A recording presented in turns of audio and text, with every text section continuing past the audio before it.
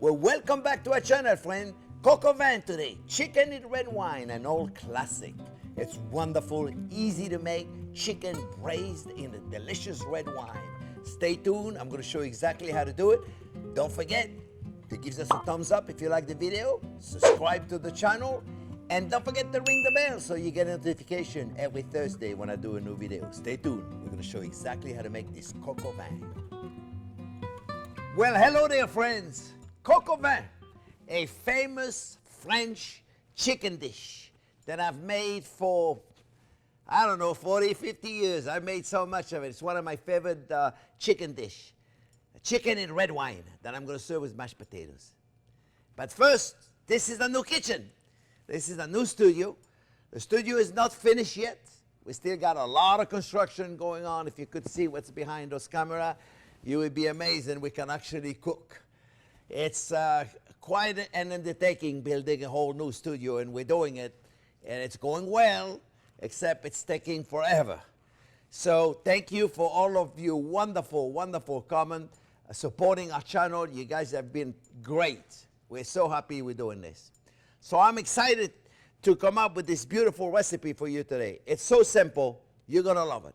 For those of you that have never been to my channel before, I want you to understand something. This is not one of them tic-tac-tock channel where you watch a recipe for like 35 seconds or 40 seconds and 2 minutes or 3 minutes and you don't have any idea what the chef is actually doing. Here we explain everything. We have a lot of you that are cooking with us live at home. You watch the video, and if you like the dish, you decide you're going to make it. And then you turn the video back on, and we do it with you. So this is live cooking. We take a chicken, raw chicken, and we're going to do it until the end. We may take a little while to cook it, but you'll see, you'll understand the whole concept. So we prepare first. If you want to do this, this is a great way to do it. First, you got to get your mise en place. What's mise en place? This is mise en place, friends. It's all the ingredients ready, chopped. Before you even start cooking, you want to enjoy cooking, you want to have fun cooking, make sure you do your mise en place. That means you get all the ingredients ready, and only then can you pour yourself a glass of wine and decide to start cooking. But not until then. So that means, what do we need? Well, you click below the recipe, below the video, there is a link that says see more.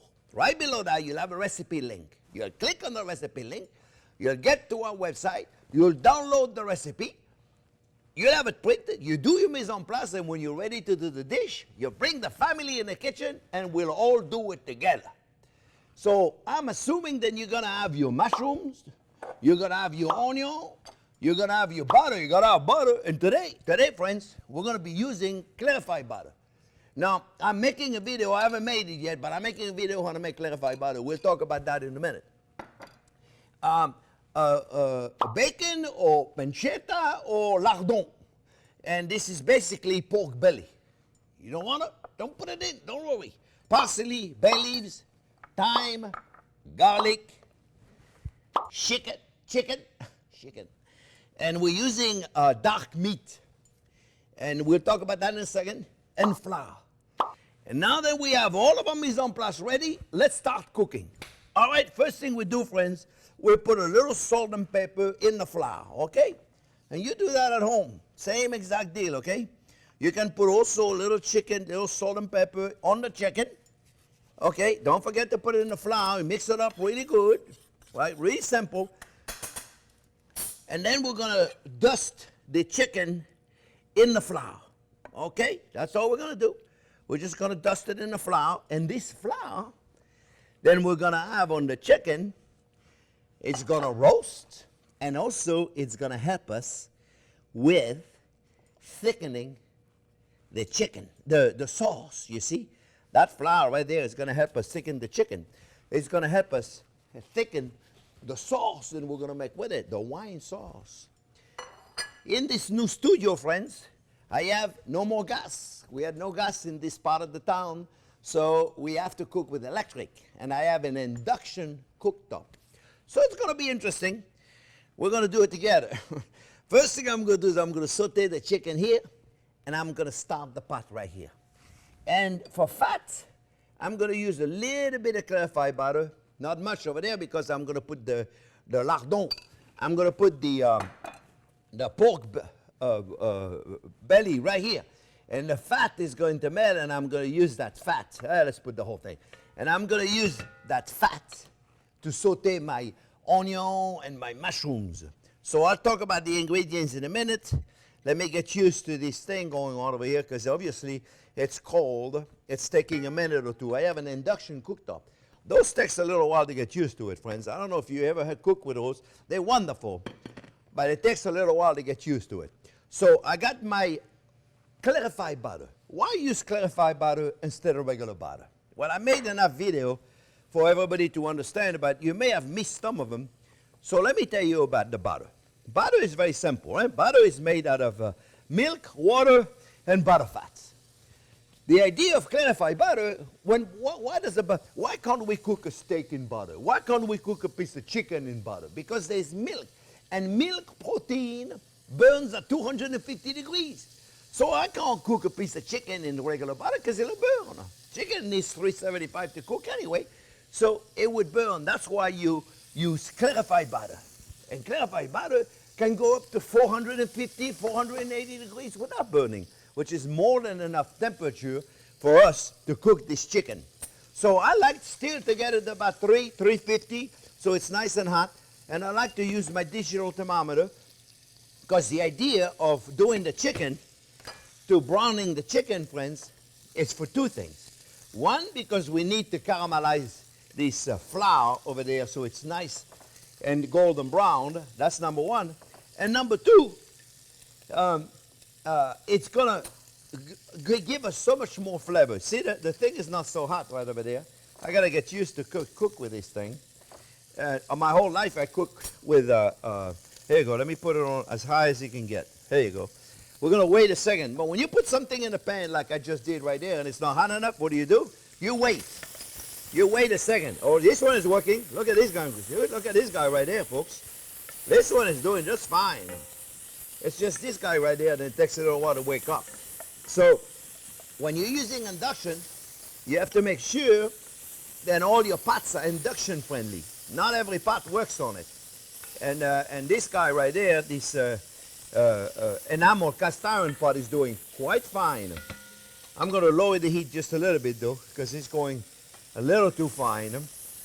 And you see right there, now this lardon right there is going to cook for 45 minutes to an hour with the chicken. So we're going to be just fine in there. All right, so as soon as this is really hot, and this chicken is eventually, I'm not going to touch it. I want to wait for this to get hotter. And it's taking a little while, but it's coming. And then we're going to put the onion. All right, now, you can use regular onion if you want. I got pearl onion right there. You can buy them fresh. If you got nothing else to do, you can peel them. You can buy them in a jar. But if you buy them in a jar, don't buy the one in vinegar. Those are for cocktails. You want to buy the one that are in water and make sure you drain all the water out. Okay? And or you can use cipollini onion, or you can use a regular onion. Okay? And we're going to put them in there, and we're going to caramelize them so they taste better. Let me take the flour out of here, because we don't need it. I need my tongue, though. And let's see how we're doing. This guys, you got to learn how to make this. Here, we're not even close. And it's okay, because we got busy with this pot right here. So we can continue doing this. And then we're going to put the mushrooms. But first, we've got to caramelize the onion. Because an onion is not caramelized, they don't taste like anything. So we're going to caramelize them. And I have everything ready for the next thing. We got thyme, we got garlic. And for those of you that have watched videos before, you know exactly what I'm doing with the garlic. We're going to weigh mushrooms. A lot of questions about, sometimes I tell people to slice the mushroom. Sometimes I tell them to quarter them or to egg them. And they're asking me why. I'll tell you why. It's very simple. First of all, this is a very big mushroom. We got to cut it. If I were to slice it, this mushroom, and it cooks in there for 45 minutes, you know what's going to happen to it? 45 minutes later, this mushroom is going to pulverize. 45 minutes later, we're not going to get very much left out of it. So that is why we want to quarter them so they cook and they maintain a nice texture and a nice shape of it. Otherwise, they get down to nothing. Oh, I think this chicken is moving. Let's see what we got. Okay, we got a little color. Oh, yeah, oh, yeah. We're getting there, friends. You see, look. There you go. Look like the middle of the pan is a little hotter than the side of the pan. But you see, this is what I'm looking for right there, friends. Let me put this right here. And let's see how we're doing over there. We're doing good. We're doing good. You see? Oh, yeah, baby. It's coming. It's coming. We're going to get more caramelization of the onion. So, let's go back to the mushroom. I cut a little bit of the I was going to call it a tail. It's more like a stem off, right? I cut a stem off, but I don't like them too much. Have you ever tried to eat one of them? They taste like nothing. So now we want to quarter them. What's the best way to do it? Or if it's really big like that, you may want to cut them in 6 or 8 pieces. You cut it this side down, not this way. It's easier this way, look. And you go down, right? And now what you got to do is 1, 2 cuts. See? That would be 6. 1, 2 cut. And if they're small, you cut them in quarters. You see? You see right there? And you're going to see, after 45 minutes to an hour, they cook really nice. Really, really nice. Pretty simple, right? Have you noticed how everything is so simple? A child could do it. Hey, can you see this? What's happening in there, folks? I hope you can see in the pot. There's a lot of smoke coming up over here. I hope you guys can see what's going on. You know what I'm going to do? I'm going to move those spots. I'll move this one over here and this guy over there. Okay? And I'm going to lower this heat right there because this guy right there is almost done. And this is the one I got to pay attention to. Okay, so look. You see? See, no, look. Our lardon is looking beautiful, golden brown. Our onion are starting to caramelize. It is now time for us to add the mushrooms. So, let's put a little more salt and pepper in there. Eh? Let's put just a little bit more salt and pepper right there. And let's put our mushrooms. That's going to help the salt and pepper, especially the salt. It's going to help the mushrooms extracting their water. Because mushrooms are made out of what? Water. We know water is the enemy of food, friends. We want to get rid of that water. So that's what we're going to do. We're getting there. We're getting there, you see. Hey, the beautiful thing, I hope a lot of you are in the kitchen right now with the kids in the kitchen doing this thing. Because it's really cool. I got to tell you, years ago, like 45 years ago, let me see, 40 some years ago. First day I bought my restaurant, July 26, 1976, a few years ago, right? Let me turn this guy off right there. I had just taken over a restaurant, and it was a fondue restaurant. It was called Zenny's. And I had decided I'm going to introduce, you know what? Let me go back to my story in a minute. I'll tell you in a minute, because right now I got to go. I'll tell you what I got to go. You see, look. Everything is nice and golden brown. The mushrooms are released a great deal of water. The lardon is doing quite well. You see, all the flavor right there. Now we're going to put the garlic. How long do we cook the garlic for? Let me turn this off. This is off. This is off. Okay, good. How long do we cook the garlic for? Only a few seconds until we smell it. So this is the garlic puree that we made. For those of you that have not watched the video about the garlic puree, you got to watch it, folks. Okay, it's really cool. If you don't have garlic puree, just put a couple of cloves of garlic chopped up, really cooked. How long do we cook it for? Until we smell it. Oh, if you could be here right now, you could smell it. It smells amazing. So that means we smell it. Now we put the wine. Oh yeah, baby. Now, don't ever put a wine you're not willing to drink. Remember, if you can't drink it, it don't get any better if you cook it 15, 20 minutes or 45 minutes. Quite the contrary. If you can't drink it after 45 minutes later, it's going to be like, ugh. It's going to be even worse than what you started with. Look at that chicken, friends. You see? Now we're getting there. So, while the wine is reducing, because now we need to reduce the wine. We need to reduce the wine. That means we need to bring it to boil. Let me go back to this thing. Let's bring it to boil. We need to reduce it. That means we want to get all the alcohol out of it. When you're cooking a wine like this in a braising environment, you want to get rid of all the alcohol. And the best way to do that is to bring it to boil. And look, it's about to happen. You see, we're going to bring it to boil. You're going to see it. You have to reduce it. It doesn't matter what wine you're using. I mean, as long as it's a good wine. You can use a French wine. You can use Cabernet Sauvignon. Traditionally, to make coq au vin, you should use the Fleury, which is a Pinot Noir. You should use whatever wine you want to use, as long as it's a good wine. You can use a Cabernet Sauvignon. You can use a Shiraz. You can use your favorite red wine. It doesn't matter, as long as it's a good bottle of wine. Don't go there crazy looking for special wine. Just use your favorite wine. If you like to drink it, cook with it. And if it's a little expensive, then, you know, just put a little bit in there. But trust me, coq au vin means chicken in red wine. So we have it, and it's right there. So we're going to cook it. We're going to do it this way. So far, it's very simple, right? So let me put a little bit of fresh thyme in there, because it'll help reducing. It won't help reducing the alcohol, but it'll help extract the flavor out of it. So we're going to add the fresh thyme, and the wine is cooking, and it's cooking, and it's cooking, and until the wine is completely cooked, we're not going to put the chicken in there. We're not going to put anything in the pot. So one more thing about the chicken. I take the skin off. When I braise the chicken, which is what I'm about to do here, I take the skin off. I take the skin off because the skin is only good if you're roasting the chicken or if you're grilling the chicken. But if you are going to pan sear it like this, and you're going to put it in there, you don't need the skin. The skin gets all greasy and things, and it doesn't have any texture. It only have texture if you grill it or if you roast it. This way it doesn't have any texture. So I take it off, but I leave it on the bone, the chicken on the bone. And the reason why I leave it on the bone is because the bone is going to give it flavor, and also the chicken doesn't shrink as much when it's on the bone. So it's nice and moist. It stays more moist when it's on the bone. And if you do it correctly, the bone is going to come right off anyway. It's going to fall off the bone by the time you eat it. All right, so you don't need to worry about the bone, right? And you see the wine is reducing. Let it reduce before you put anything. We're going to put some chicken stock in there when we're done with it, and then we're going to let it cook for 45 minutes to an hour.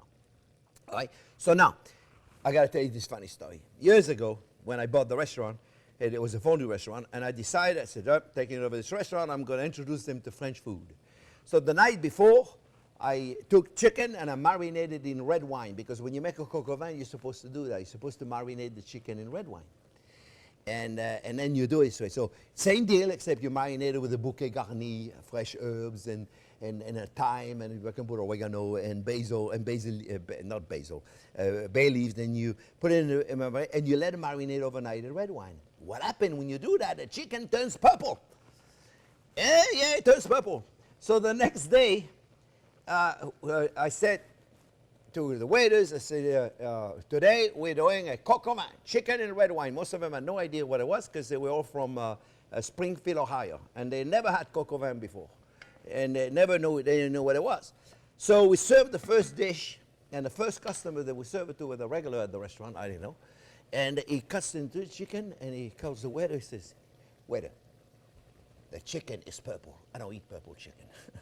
So the waiter comes to me and he says, Chef, I'm sorry, but the customer said the chicken is purple. He doesn't want to eat it. I said, it's supposed to be purple. It marinated in red wine overnight. So then another waitress comes in and goes, Chef, the customer don't want it in the kitchen. It's purple. All of a sudden I said, okay, we don't sell coq au vin anymore. So next time I made it, I didn't marinate it in red wine anymore, and it came out normal color. But if you want to do a traditional coq au vin, you would do that. All right? So much for my story. So now we're going to take the chicken, because the wine has reduced. And I mean by reduce about a half. Okay, so you're putting 2 cups of wine, reduce it down to a cup. You put 4 cups of wine, reduce it down to 2 cups. Roughly. Reduce the heat now. Now we're going way too fast. So we're going to reduce the heat. And now we're going to put some chicken stock. Chicken stock right here. We're going to pour that on top. Basically, remember, we are braising this chicken. And we're going to put a couple of bay leaves. Couple of bay leaves right there. And we're gonna let this cook, friends, for about 45 minutes to an hour. And this is, you can put a cover on it and cook it very slowly. Keep an eye on it. Like every 15 minutes, just keep an eye on it. Make sure you're not too heat. Go to it like a medium heat. But be careful. Make sure you take a wooden spoon and you check in the bottom of the pot. Make sure nothing is sticking. Okay? And if you think then your sauce is a little too thin, which could be a little too thin, we gotta wait for the flour from the chicken to come out and then decide. You can also put a touch of little cornstarch to fix the consistency at the end. Or you could put a beurre marnier, or you could put a little flour, but if you were to put a little more flour, you would have to do it now, not at the end. So we're gonna let it cook for a little while. I'll tell you what we'll do. We'll let it cook for 15, 20 minutes, and then we'll see. I'll show you a little trick on how to add flour before it's finished, because if we're gonna add flour, we gotta do it now, or at the beginning anyway, at least 15 minutes before it's finished. We can't add flour at the end. At the end, cornstarch, arrowroot, tapioca powder, any other thickener but flour. Flour needs to cook, all right? So we're gonna let that cook, and let's come back about 15, 20 minutes. I'll clean up the whole kitchen, it looks nice, and then we'll decide what to do, if we're gonna put flour on it, or if we're gonna wait until the end and put just a little cornstarch to fix it, okay? All right, so we'll be right back. Okay, friends, we are back. It's been about 15, 20 minutes. We can now determine, is it gonna be thick enough? Is it not gonna be thick enough? Let's look at it, decide together. Here we go. Let's look at it.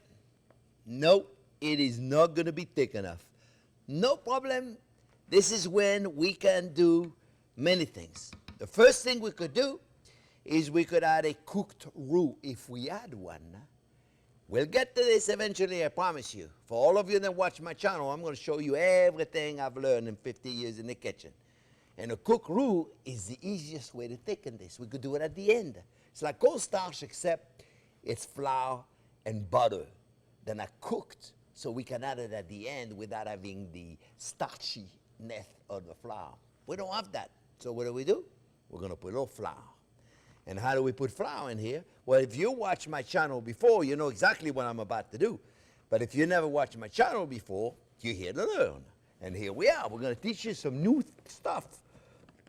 First thing you want to do is you want to get the flour. And then you want to take flour right there, and you're going to put it right in there. I was about to scare. I know you guys that I've watched it before, you know you don't scare. You know exactly what I'm about to do.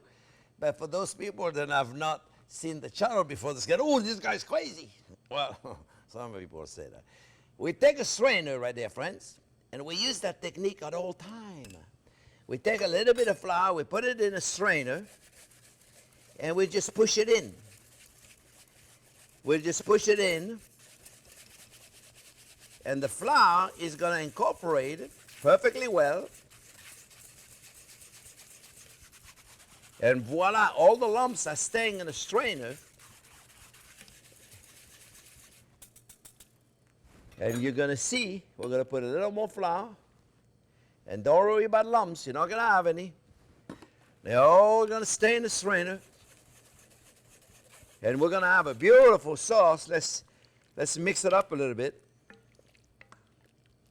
Let's mix it up a little bit. You'll see in a minute. It's going to look beautiful.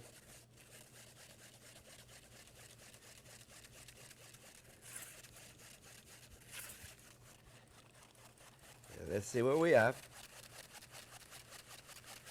Make sure it's all in. And now, all of a sudden, we are starting to take the texture that we're looking for, friends. You see? You see? This is what we're looking for. So let's take this out of the way. And let's look. And here we have it. You see the chicken is starting. It's got a bit of way to go. I would say another 25 to 35 minutes, 25 minutes, somewhere around there, until the meat is starting to fall off the bone, and we know we don't have that yet. So, but you see the texture, all of a sudden it's beautiful. All right? So we're going to put a little bit of parsley now, and then we're going to let it cook, and then we'll put a little bit more parsley, so we get a little nice parsley flavor to it. So that's part of the deal.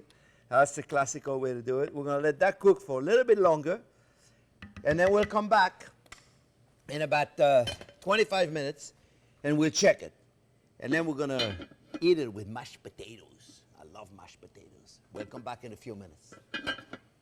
All right, friends, we are back. About 45 minutes later, this coq au vin is ready. Let's go. Let's check it out. Let's take this out. The meat should fall off the bone right now. Now, not necessary if you don't want to, but I'm gonna put a little bit of cognac in there, okay? It's traditional to do it, so I hate to break traditions. And if you see the sauce, friends, is thick enough. You can certainly add a little bit of butter in there if you wanted to. Nobody would complain about that. Well, maybe some people would, but not me. I'm not complaining. I got a little plate here with a little mashed potatoes for, because I love mashed potatoes. And to me, coq au vin should be served with mashed potatoes. So I'm gonna put one right there, and then I'm gonna put a thighs right there. That's all I'm gonna do, just like this. And of course I messed up the plate, but that's okay. That's why we got cleaning rags. All right, and then we're gonna take a little bit of the sauce, just a little bit of the sauce, to put them on top of the potatoes. Just a little bit of the sauce right there, friends. And make sure you put some mushrooms in there. Oh yeah, baby. Put a little mushroom, a little onion in there too, right? So you can see them. Right? You can see the onion, you can see the mushroom. Get it right in there. Very simple. You don't have to make it fancy. You can put a little bit of chopped parsley on there, just a little bit. Right? Don't have to be like too fancy. So we can just go in and just do a little bit of parsley in there. Put as much sauce or as little sauce as you want. Let me turn this off. So we're done. And then I like to really make sure it's a nice amount of sauce. Make sure your plate is nice and clean, friends. And voila, you got coq au vin. Okay, best moment of the day.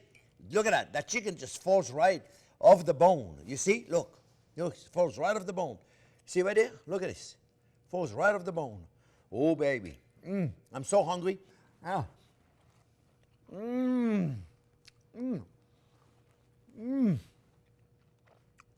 It's delicious. And with the mashed potatoes. With the mashed potato. You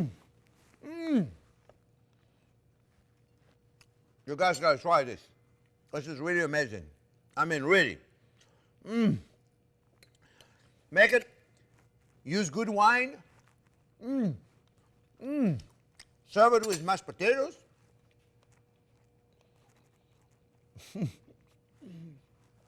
Serve it with noodles. Serve it with roasted potatoes. You can serve it with just so many different things. Enjoy it. Remember, subscribe to the channel, ring the bell, and give us a thumbs up. We'll see you next week. Thanks for watching.